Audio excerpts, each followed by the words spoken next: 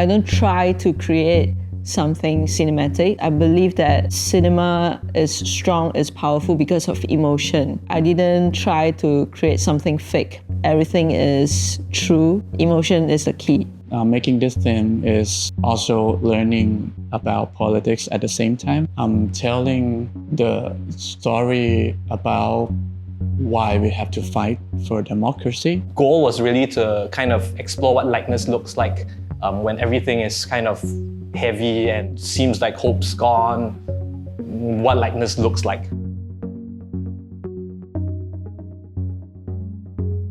For this film specifically, because it's an ensemble film, it consists of 12 girls staying in one single dorm. In real life, they are all non-actors and they didn't have the experience to act on screen. To me, that is the biggest challenge. At the same time, I enjoy working with non-actors because there is no rules, there's no boundaries, there is no expectations between each other.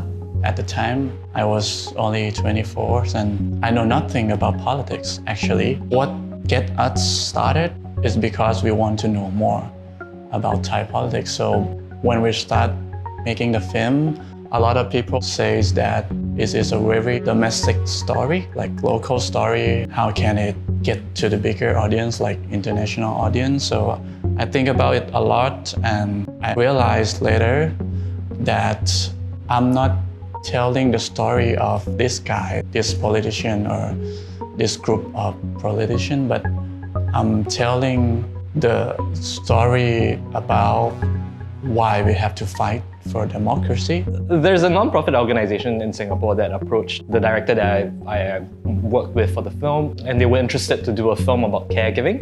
I took on the process of discussing this topic with Withering, and we set on a journey of I'd say 4 months of kind of developing an idea whilst I was trying to ask people for more money and everything. So we secured enough donations besides what came from the non-profit, and we just drew from experiences from a lot of conversations with other caregivers and care recipients, as well as our own personal lives and our own personal relationships with caregiving.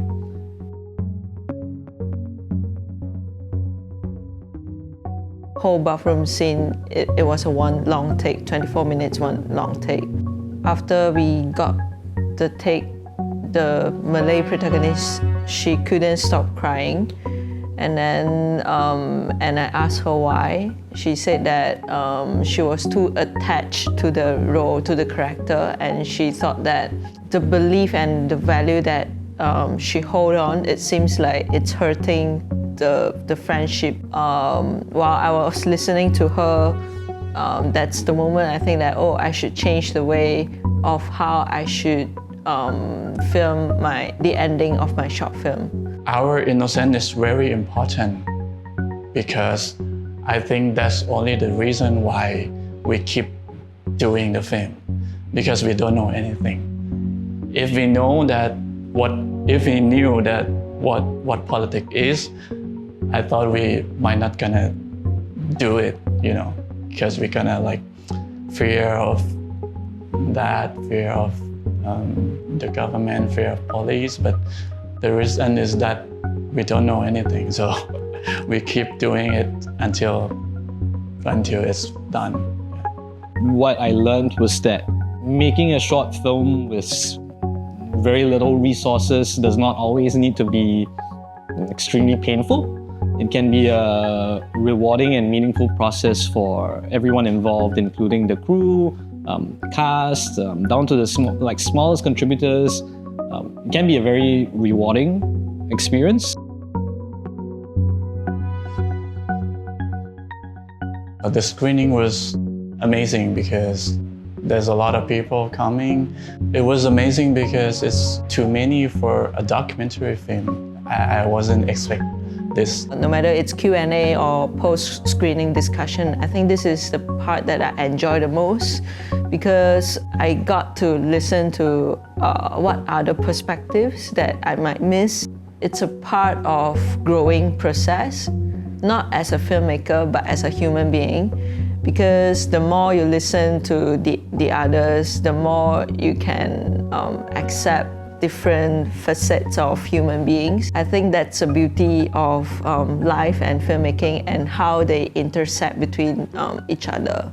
Our goal was to avoid the heavy-handed approach of depicting caregiving on film, but more of to approach the topic with a lot of restraint. We wanted to kind of explore the idea or explore what it would look like if we approached a heavy topic like caregiving with a little bit of lightness, what lightness looks like in a situation like that.